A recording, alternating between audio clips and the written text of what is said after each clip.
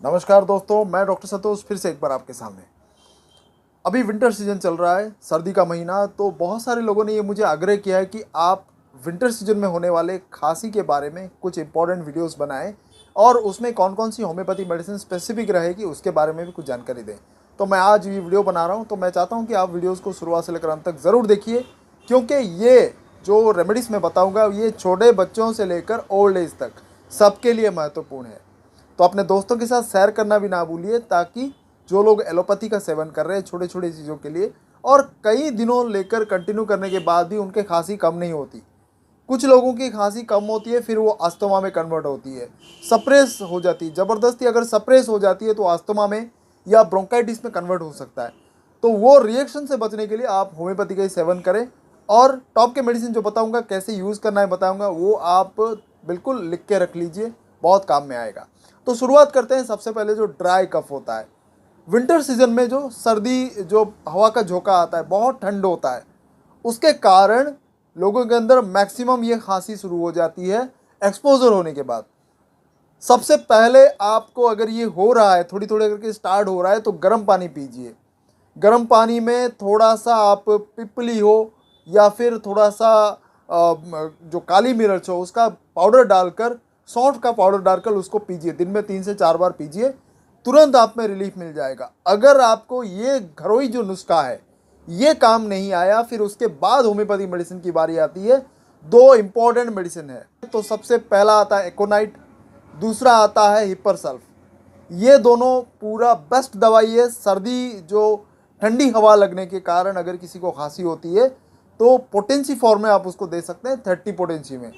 एकोनाइट 30, हिपरसल्फ 30, दोनों दो दो बार कंटिन्यू कर सकते हैं, क्योंकि एक्यूट कंडीशन है। हम थोड़ा रिपीट कर सकते हैं, साथ साथ दोनों मेडिसिन ले सकते हैं। ये आपको 2-3 दिन लेना है, फिर कंडीशन देखना है, ऑब्जर्व करना है कम हुआ कि नहीं, फिर उसके बाद हमको पोटेंसी में चेंजेस लानी है। तीसरा जो सबसे इंपॉर्टेंट मेडिसिन है, अगर उसको ड्राई कफ है, पूरा सूखा हुआ है, तो दो मेडिसिन उसमें भी है, ड्रोसेरा 30 है और स्पोंजिया 30 है। ये दोनों बहुत ही अव्वल दर्जे की दवाई है। स्पोंजिया 30 सैं सैं करके जो आवाज़ आती है, और ड्रोसेरा में भी वो ड्राइनेस होती है।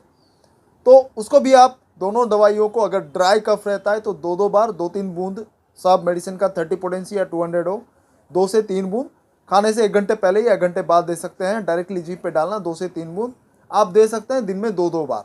ये भी आपको 3 से 4 दिन देना है। और उसके साथ साथ भी आप वो जो मैंने घरेलू नुस्खा बताया था, थोड़े गर्म पानी में आप पिपली का पाउडर हो, सौंठ का पाउडर हो या फिर काली मिर्च का पाउडर हो, ये आप मिलाकर गर्म पानी में दिन में 2 से 3 बार दीजिए।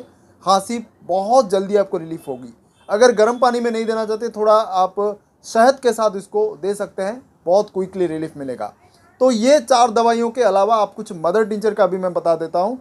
जैसे जस्टिसिया क्यू हुआ, ब्लाटा ओरिएंटालिस क्यू हुआ, अगर सांस लेने में तकलीफ आती है, उसके साथ खांसी होती है, तो ये दोनों दवाई बहुत ही मायने रखती है। Justicia Q, Blatta orientalis Q, दोनों का 10-10 बूंद मिलाकर दिन में 2 से 3 बार दे सकते हैं। अगर वो एडल्ट है, बड़े लोग, बच्चों के लिए दोनों में से 5-5 बूंद मिलाकर थोड़े से पानी में, आधा कप पानी में आप दिन में 2 से 3 बार दे सकते हैं। क्विकली उस रिलीफ मिलेगा। और एक्सपोजर से बचिए, कान और नाक ढक के रखिए, ज़्यादा एसी मत चलाइए। जो लोगों को आदत होती है, एसी भी चलाते हैं और ओढ़ के भी सोते हैं, तो वो बंद करिए। और ज़्यादा ठंडा पानी का सेवन ना करिए, नॉर्मल पानी का सेवन करिए। आपका खांसी मिनिमम 3 से 4 दिन, 5 दिन में गायब हो जाता है।